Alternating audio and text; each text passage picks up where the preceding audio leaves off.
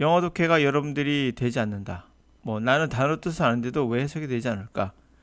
그것의 근본적인 문제는 제가 말씀드렸다시피 99% 단어의 정확한 의미를 몰라서 그래요. 내가 단어를 아는 것 같은데 란 말이 때로는 실제로는 그 단어 뜻이 아닌데 착각할 수도 있고요. 그리고 이랬을 때 여러분들이 잘못된 진단으로 구문이나 문법으로 가서는 안 됩니다. 반드시 그것은 극복 방법은요. 원어민 같은 독해와 리스닝을 구사하셔야 돼요. 그렇지 않으면 단어의 뜻을 정확하게 알기가 쉽지 않습니다. 1대1 대칭이 안 된다고 했죠. 예를 들어서 여러 가지 게 있겠지만 사전에 활용도 있겠죠, 당연히. 이 단어 같이 볼까요? Just dessert. 아마 dessert 하면 우리가 사막이란 말로 떠오를 거예요. 그러나 이 단어는 그 단어는 아니고요. 보시면 알겠지만 뭔가 비슷한 단어가 있습니다. deserve. 이 단어의 출발점은 디저트예요. 보이십니까? 비슷하죠? 네. 이 단어의 뜻이 뭐죠? 너는 칭찬받을 만해. 너는 벌을 받을 만해. 할 때 그게 deserve라는 단어죠. 그러므로 이것이 인과응보. 정당한 인과응보. 이 뜻이 되는 겁니다. 명사로 바뀌었죠. 물론 이건 동사고요.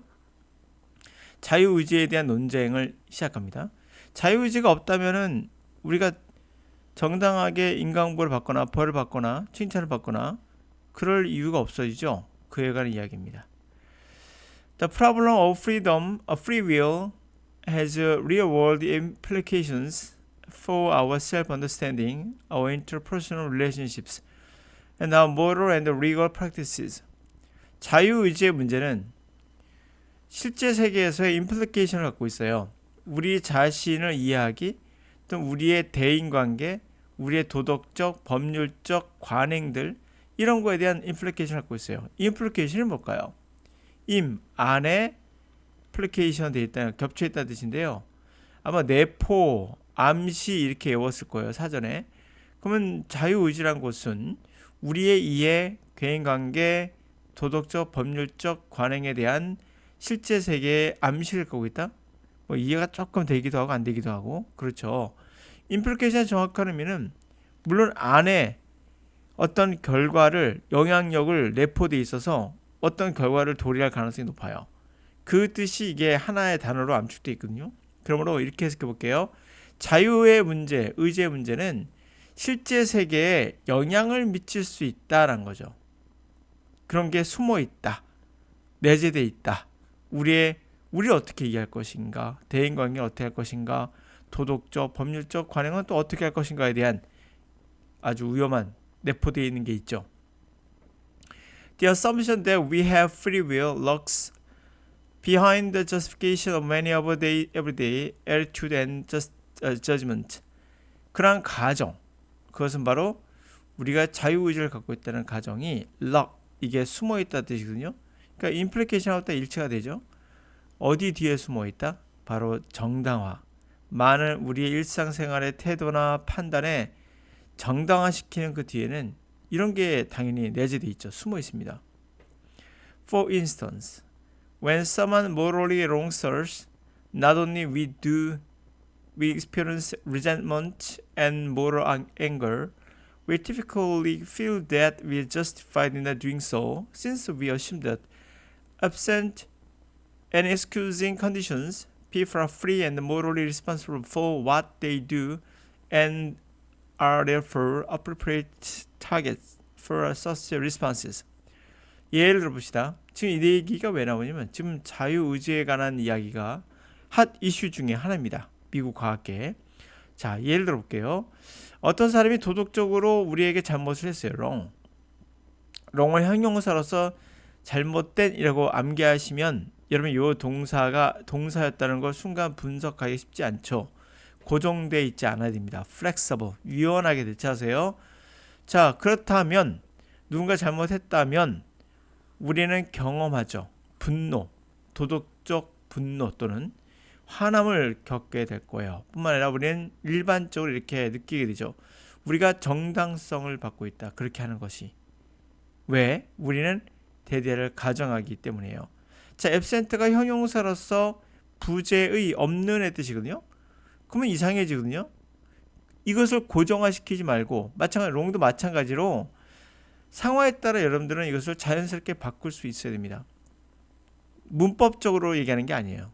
그것은 원어민과 같이 하는, 제가 말했던 원어민과 같은 독해와 리스닝은 이런 식으로 되어 있다는 거예요. 문법 구문에 치우치지 않고. 물론 사전에 absent가 전치사로 나올 수 있어요. wrong도 동사 나올 수 있어요. 이것은 원어민들이 사용한 지문을 보고 사전에다가 우리가 분석해 놓은 똥이에요. 똥. 그건 찌꺼기입니다. 결과일 뿐이에요. 중간에 왜 이렇게 쓰는지에 대해서는 전혀 설명하지 않죠. 그냥 이렇게 쓰더라예요. 그렇기 때문에 여러분도 그냥 이렇게 쓰고 이렇게 쓰고 바꿔야 됩니다. 그냥 이 제일 중요해요. 그게 원어민처럼이에요. 어떠한 핑계 상황이 없으면, 핑계될 만한 상황이 없어. 어큐저 핑계를 대다죠.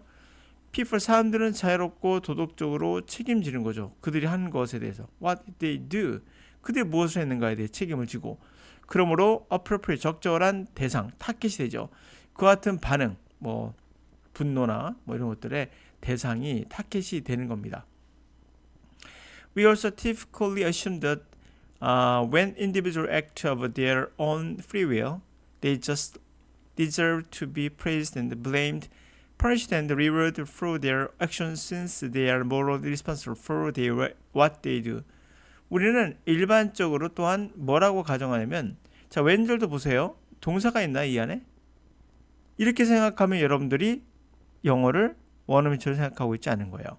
전 동사 같은 거 생각 안 해요. 그냥 갑니다. when 하면 접속사니까 주어 동사 나온다 하잖아요. 동사가 있나요? 이 동사 없어요. 그냥 이렇게 해석합니다. 개개인의 행동, 그들의 자신의 자유의지를 가진 개개인의 행동이 있을 때 그들은 justly, 꼭 그에 맞게 칭찬을 받거나 비난을 받거나 퍼니시를 받거나 보답을 받거나 그들의 행위에 대해서. 왜냐하면 그들은 도덕적으로 책임이 있으니까. What they do, 그들이 무엇을 했는가에 대해서. Similar assumptions are made in a criminal law. 유사한 가정이 형법에서도 적용되겠죠. U.S. Supreme Court, for instance, has asserted a universal, persistent foundation stone in system law and particularly in our approach to punishment, sentencing, and incarceration, is that the belief in freedom of human will and the consequence, ability, and duty of the normal individual to choose between the good and evil. 자, 미국의 대법원은요, 예를 들면 뭐라고 주장합니까? 단언하건대 우주적이며 전 세계적이며 지속적인 그러한 초석, 우리 시스템, 법의 시스템에는 전 세계적이면서도 그리고 일관성 있는 거죠. 지속적인 그러한 기초라는 게 있다. 초석이라는 게 있고, 특히 punishment, 벌을 주거나 sentencing, 선고하거나 incarceration, 구금하거나 감옥에 투옥하거나 이런 접근법에서는 특히나 더 이런 것이 이러한 초석이 있다는, 초석은 바로 뭐다? belief, 믿음이란 거죠. 인간의 의지에 자유가 있다는, 결과적으로 능력과 의무가 있다는, 보통 개인들이 선택할, 선과 악을 선택하는데 그런 능력도 의무도 있다는 그런 믿음이 깔려 있는 거죠. 그게. 자, 이렇게 한번 쭉 봤는데요. 제가 말하고 싶었던 요지는 그런 거예요. 이 단어는 사전 뒤져보면 나오긴 나올 거예요. 응가응보라고. 근데 그 단어가 어머니 요구하는 것은 우리가 쉽게 단어의 비슷한 형태로 보고 알 수 있겠지만, 더 중요한 것은 이런 단어 하나하나보다도 임플리케이션을 같이 많이 쓰는 단어들은 특히나 주의하실 필요가 있습니다. 그런데 더 중요한 포인트는 바로 anger, wrong을 형용사로서 해석하면 안 된다는 거, 그리고 absent도 형용사로 해석하면 안 된다는 거, 언제나 어느 때라도 flexible하게 유연성 있게 대처해야 된다는 거. 그 유연성은 어떻게 올 수 있는다? 문법이나 구문이 아니라, 지나간 똥이 아니라 원어민 같은 그런 극복법은 원어민 같은 독해와 리스닝이 필요합니다. 그럼 리스닝 할 때는 연음을 배워서는 안 되고, 알면 나쁠 건 없지만 굳이 거기에 겉다리에 너무 신경 쓰지 마시고, 사죽에 눈을 치지 마시고 본질로 들어가시고, 독해도 구문 독해 같이 문법 같이 그냥 껍데기에 속지 마시고 본질로 들어가서 보아야 됩니다. 본질은 뭔가 그들이 느끼는 대로 우리도 느껴야 된다는 거죠. 그럼 훨씬 더 독해가 더 폭넓게 자연스럽게 될 수 있을 겁니다.